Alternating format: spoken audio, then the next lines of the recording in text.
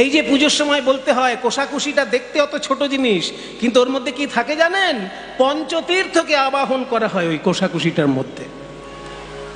পঞ্চতীর্থ, মহাতীর্থ, সারা ভারতবর্ষে 10 কোটি তীর্থ আছে, কিন্তু তার মধ্যে শ্রেষ্ঠ তীর্থ 5টি।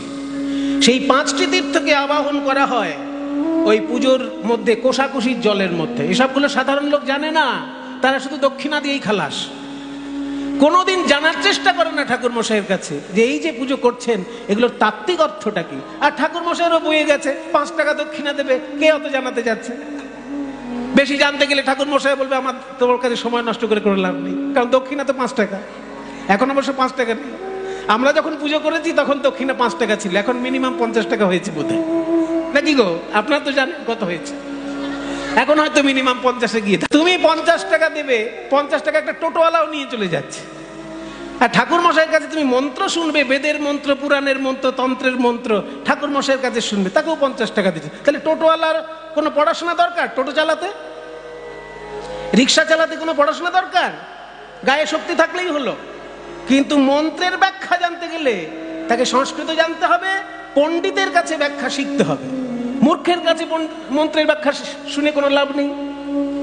তো এগুলো সে আপনার 50 টাকার জন্য করবে কেন? সে বেশি পড়াশোনা করলে বিশ্ববিদ্যালয়ের অধ্যাপক হবে, কলেজের অধ্যাপক হবে, কেন করতে যাবে? কিন্তু এগুলো তাত্ত্বিক অর্থ সবার জানা দরকার।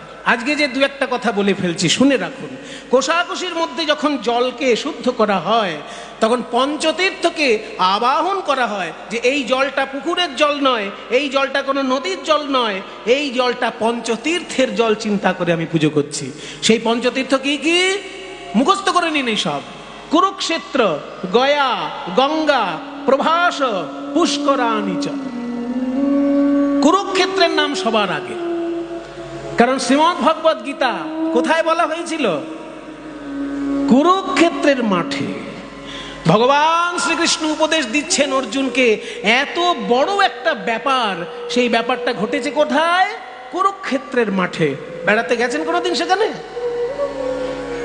বেড়াতে যাওয়ার নাম শুনলেই শুধু দীঘা চলে যান, বেড়াতে যাওয়ার নাম শুনলেই শুধু দার্জিলিং চলে যান। দার্জিলিং এ কোনো তীর্থ আছে?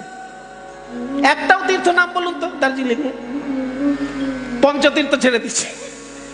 তাহলে যেখানে তীর্থ নেই সেইখানে পয়সা খরচা করার জন্য ব্যাকুল হয়ে ওঠেন, অথচ যেখানে গেলেই পুণ্য, বড় বড় মুনি ঋষির পদধূলি পাবেন, সেই জায়গাটা যাওয়ার জন্য মনটা কখনো ব্যাকুল হয় না। কুরুক্ষেত্রে কটা বাঙালি যায়? খুবই কম যায়। যারা ওই উত্তর ভারত ঘোরার জন্য 1 মাস ধরে বাসে যায়, তারা হয়তো 2-1 জন কুরুক্ষেত্রে যায়। কুরুক্ষেত্রটা হচ্ছে দিল্লি থেকেও পার করে উত্তর দিকে।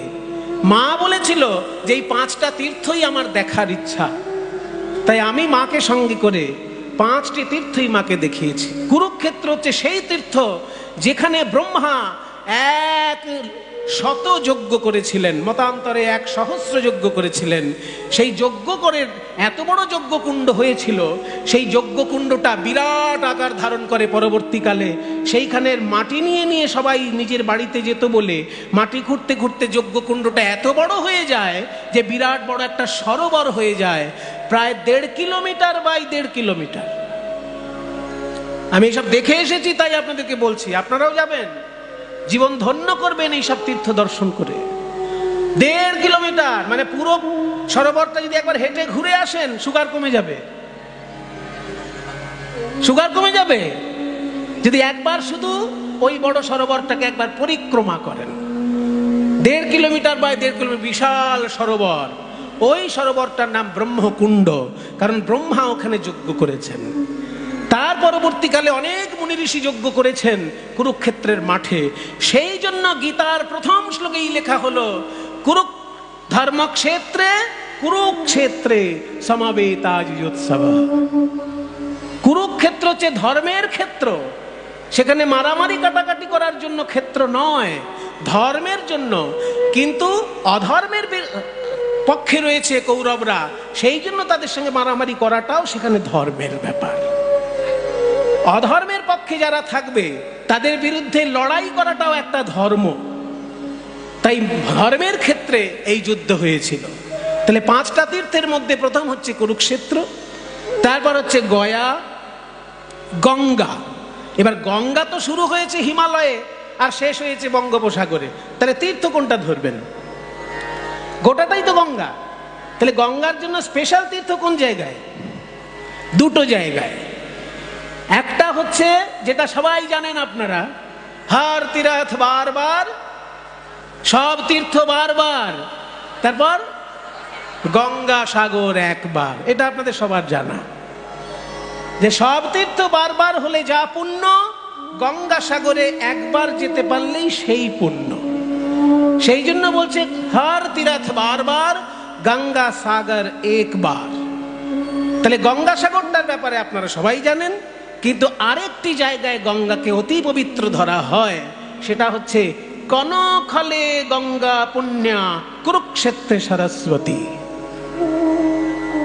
কনখল, যেখানে সতী দেহত্যাগ করেছিলেন, দক্ষযজ্ঞ হয়েছিল যেখানে, হরিদ্বার হরিদ্বার হরিদ্বার ঋষিকেশের ওই এলাকাটাই কনখল বলে একটা জায়গা আছে।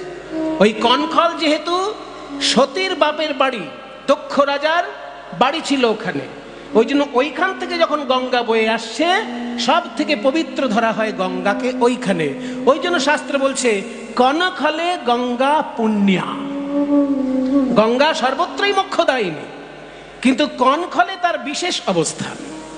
মাস্টার মশাই বাসে গেলেও যদি কেউ ভুল বলে তাকে ঠিক করে দেয়, কিন্তু মাস্টার মশাই আসল ঠিকটা কোথায় করে? স্কুলের মধ্যে। ওটার জন্য সে মাইনে পাচ্ছে। কিন্তু বাসে মনে করুন কেউ একটা ভুল শব্দ বললো, তাকে বলবে না মাস্টার এই ভাই এটাতে ভুল বলছো, এটা এটা নয়, এটা এইটা। তাহলে বাসের মধ্যে মাস্টারি করে দিল, তার জন্য কেউ মাইনা দেবে? তাকে দেবে না। কিন্তু মাস্টারের স্বভাব যে ভুলটা ধরিয়ে দেওয়া। সেই জন্য মাস্টার যেখানেই থাকে সেখানে শিক্ষা দেয়, কিন্তু তার শিক্ষাদানের আসল জায়গা কোনটা? স্কুল। ঠিক তেমনি গঙ্গা জল যেখানেই বয়ে চলেছে সেখানেই পবিত্র করে চলেছে, আমাদেরকে মুক্তি দান করে চলেছে, কিন্তু তার আসল অবস্থানটা ধরা হয় কনখলে। সেই জন্য হরিদ্বার মাকে নিয়ে গেছিলাম। তাহলে কনখলে গঙ্গা পুণ্যা, কুরুক্ষেত্র গয়া গঙ্গা, আর প্রভাস পুষ্করাণীচ, এই পাঁচটা হচ্ছে মহাতীর্থ। মুখস্থ রাখবেন এগুলো, জীবনে একবার অন্তত এই পাঁচটি জায়গায় প্রণাম করে স্নান করে আসবেন। কুরুক্ষেত্র 1 নম্বর, 2 নম্বর গয়া, 3 নম্বর গঙ্গা অর্থাৎ হরিদ্বার, হরিদ্বারের গঙ্গা, 4 নম্বর প্রভাস, 5 নম্বর পুষ্কর রাজস্থানে, পুষ্কর তীর্থ। পুষ্কর তীর্থ বিখ্যাত কেন? ব্রহ্মার একমাত্র মন্দির ওখানে। সারা ভারতে আপনি শিবের মন্দির প্রচুর পাবেন, কৃষ্ণ মন্দির প্রচুর পাবেন, কিন্তু ব্রহ্মার মন্দির সব জায়গায় পাবেন না। ওখানে ব্রহ্মা বিশেষ করে অবস্থান করছেন, তাই ব্রহ্মার মন্দির আছে ওই পুষ্করে। আর পুষ্কর শব্দের অর্থ হচ্ছে পদ্ম ফুল। পুষ্কর মানে পদ্ম ফুল। ব্রহ্মা যেহেতু পদ্ম ফুলে অবস্থান করেন, ওই জন্য পদ্মযোনি ব্রহ্মা বলা হয়। ওই জন্য পুষ্কর তীর্থটাও ব্রহ্মার তীর্থ। ওইখানে সরস্বতী নদী প্রবাহিত হতো এককালে, এখন সরস্বতী নদীটা পাওয়া যায় না, তার জলটা একটা বড় জলাশয় সেখানে আছে সরস্বতী নদীর অংশ হিসেবে। এবার পুষ্কর তীর্থটা যেহেতু খুব বিখ্যাত ছিল, ওই জন্য তার পাশাপাশি মুসলমান সম্প্রদায় থেকে এক সাধু এসে বিরাট বড় আশ্রম বানিয়েছিল, সেইটাকে নাম হচ্ছে আজমির শরীফ। দেখবেন যেখানে যেখানে হিন্দুর বড় বড় মন্দির, সেখানেই মুসলমানরা এসে হয় মন্দিরটাকে ভেঙে মসজিদ বানিয়েছে, আর তা নাহলে মন্দিরটার পাশে কোনো একটা এমন বড় আশ্রম করেছে যাতে লোকেরা সেইখানে এসে দীক্ষা টিক্ষা নিয়ে রাতারাতি ধর্মান্তরিত হতে পারে। এটা হয়েছে মোগল যুগে, হয়েছে, করার কিছু নেই। ইতিহাসকে তো আমরা ভুলে যেতে পারি না। তাই ব্রহ্মার মহাতীর্থ হচ্ছে পুষ্কর, সেইটাকে ক্ষতিগ্রস্ত করার জন্য তারই পাশে আজমির শরীফ আছে। কিন্তু হিন্দুরা হিংস্র নয়, সেই জন্য তারা পুষ্কর তীর্থে ব্রহ্মার মন্দিরে পুজো করেই আজমির শরীফে নমস্কার করতে আসে। আজমির শরীফে মুসলমান যেমন শ্রদ্ধা জানায়, হিন্দুরাও শ্রদ্ধা জানায়। আজমির শরীফে লক্ষ লক্ষ হিন্দু গিয়ে প্রণাম করে। তাহলে একই জায়গায় আপনারা দেখতে পাবেন কাছাকাছি পুষ্কর তীর্থ এবং আজমির শরীফ। আমরা গেছি, আমি পুষ্কর তীর্থে মাকে নিয়ে প্রণাম করেছি, আজমির শরীফেও প্রণাম করেছি।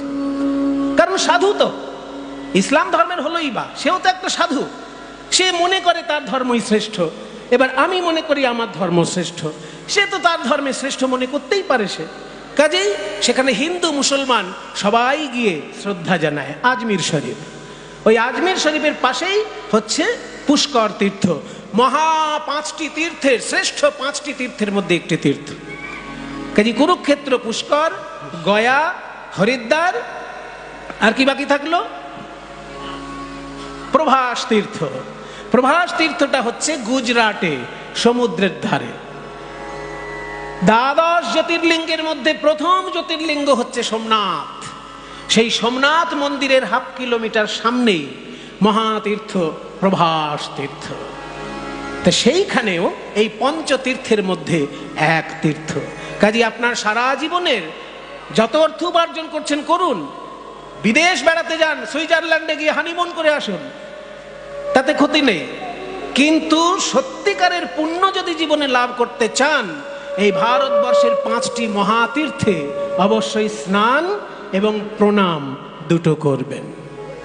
তাই মায়ের ইচ্ছা পূর্ণ করা, বাবার ইচ্ছা পূর্ণ করা ঈশ্বর উপাসনার সমতুল্য, এটা প্রমাণ দিয়েছেন চৈতন্য মহাপ্রভু নিজে। কার কাছে? গোপাল ভট্টের কাছে।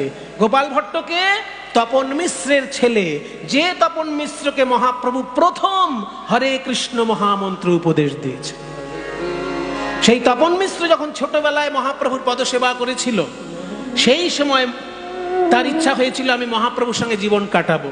তাই বৃদ্ধ পিতামাতাকে ত্যাগ করে রঘুনাথ ভট্ট এসেছিল মহাপ্রভুর কাছে বাবাজি হওয়ার জন্য। তখন মহাপ্রভু তাকে আবার ঘরে পাঠিয়ে দিলেন যে বৃদ্ধ পিতামাতাকে বাড়িতে রেখে তুমি বাবাজি হবে, কোনো পুণ্য পাবে? তুমি পুণ্য পাবে না। পিতামাতাকে সেবা করো, তাদের মৃত্যুর পর তুমি গৃহত্যাগ করবে। এই বলে রঘুনাথ ভট্টকে বাড়ি পাঠিয়ে দিয়েছিলেন। শুধু মুখে বলেননি, একটা উদাহরণ দিয়েছে যে পিতামাতাকে সেবা করলে যে ভগবানকে সেবা করার সমতুল্য হয়, তার উদাহরণ মহাপ্রভু নিজে দিয়েছেন। কোনটা? মহারাষ্ট্রে বোম্বে থেকে যেতে হয় একটি জায়গা, সেইখানে রয়েছে বিঠ্ঠল ভগবান। সেই বিঠ্ঠল ভগবান, তারই সেই বিঠ্ঠল ভগবানের প্রতিষ্ঠা হয়েছিল যে ছেলেটির ঘরে, সেই ছেলেটির উদাহরণ দিয়েছিলেন মহাপ্রভু। যে একটি ছেলে ছিল যে ভগবানকে কোনোদিন দেখতে মন্দিরে যেত না। তখন লোকে বলতো, কিরে মন্দিরে যাস না কেন? সে বলতো, বাবা মাই আমার কাছে ভগবান, আমি মন্দিরে যাই না। তো ভগবান ওই ছেলেটির প্রতি এত সন্তুষ্ট হয়েছিল, মন্দির ছেড়ে চলে এসেছিল ছেলেটির বাড়ির সামনে, যে তুমি কোনোদিন আমার কাছে যাও না, কিন্তু মন দিয়ে বাবা মার সেবা করো, সেই জন্য আমি তোমাকে দেখা দিতে এসেছি। এত বড় ঘটনা ঘটেছে মহারাষ্ট্রে, এবং সেই ঘটনার উল্লেখ করছেন চৈতন্য মহাপ্রভু কার কাছে? রঘুনাথ ভট্টের কাছে। তাই যদি উপযুক্ত সন্তান হয়, সুযোগ্য সন্তান হয়, পিতা মাতাকে সেবা করবে, অবশ্যই ভগবান পুজো করবে, ভগবানের লীলাগান শুনবে, ভগবানের নাম জপ করবে, কিন্তু পিতা মাতাকে অসম্মান করে ধর্ম পালন করা যাবে না। দেখুন মায়েরা, এই জগতে আমরা বিবাহ করি কেন? বিদেশিদের কাছে যদি জিজ্ঞাসা করেন, অর্ধেকের বেশি বিদেশি বলবে ফুর্তি করার জন্য। কিন্তু ভারতীয় মুনি ঋষির কাছে যদি জিজ্ঞেস করেন, তারা বলবে সুবোধ সন্তান জন্ম দেওয়ার জন্য। বিবাহের মূল লক্ষ্য কিন্তু ফুর্তি নয়। এই জায়গাগুলো আমাদের কাছে পরিষ্কার নয়, ওই জন্য আমাদের মুশকিল হয়ে যায়। বিবাহ যখন আমরা করি, ফুর্তি হচ্ছে জীবনের একটা অংশ। ফুর্তি তো থাকতেই হবে, ফুর্তি না থাকলে মানুষ কাজে উৎসাহ পায় না, আনন্দ না থাকলে মানুষ তো কাজে উৎসাহ পায় না। সেই জন্য শারীরিক মিলনের আনন্দ সেটা জগতে লাভ করতেই হয়, কিন্তু সেটা লক্ষ্য নিয়ে বিবাহ নয়। ওই জন্য মানুষ বিয়ের সময় যে মেয়েটির সঙ্গে বিয়ে হবে তার পরিবারের খবর নেয়, যে তার পরিবারের লোকজন কেমন, তার ব্যাকগ্রাউন্ড কেমন, আমাদের পরিবারের সংস্কার কেমন, আমাদের সংস্কারটা আমাদের পরবর্তী প্রজন্মে ঠিক ঠিক বয়ে নিয়ে যেতে পারবে তো, এই সব লক্ষ্য করে মানুষের বিবাহ স্থির হয়। তাই উপযুক্ত সন্তান পৃথিবীতে দান করার জন্য বিবাহ, আর তা যদি না হয় তাহলে ফুর্তি করার জন্য কিন্তু বিবাহ ছাড়াও অনেক রকমের উপায় এই বাজারে খোলা আছে। বাজারে দোকানে সব কিছুই কিনতে পাওয়া যায়, পয়সা থাকলে ফুর্তিও কিনতে পাওয়া যায়, কিন্তু পয়সা থাকলেই সুসন্তান পাওয়া যায় না। সুসন্তান পেতে গেলে উপযুক্ত পিতামাতা হতে হবে, পিতামাতা সু হতে হবে, সমাজটাও সু হতে হবে। ছেলেকে জন্ম দিয়ে রাস্তায় ছেড়ে দিলাম, এবার যাদের কাছে ছেলে শিক্ষা পেল তারা যদি খারাপ লোক হয় তাহলেও কিন্তু ছেলেটি সুসন্তান হতে পারবে না। কাজেই সুসন্তান হতে গেলে অনেকগুলো দিক দেখতে হবে। নিজে সু কিনা, আমি ভালো কিনা, আমার সহধর্মিণী ভালো কিনা, যে সমাজে আমি বাস করছি সেই সমাজটি ভালো কিনা, যে বিদ্যালয়ে পাঠাচ্ছি সেই বিদ্যালয়টি ভালো কিনা, সমস্ত দিকে খেয়াল রাখতে হবে। যে বন্ধুদের সঙ্গে ছেলে মেয়েকে মিশতে দিচ্ছি তারা ভালো কিনা, সমস্ত দিকটা যদি ভালো থাকে তবে দেখবেন একটা ছেলে ভালো হতে পারে।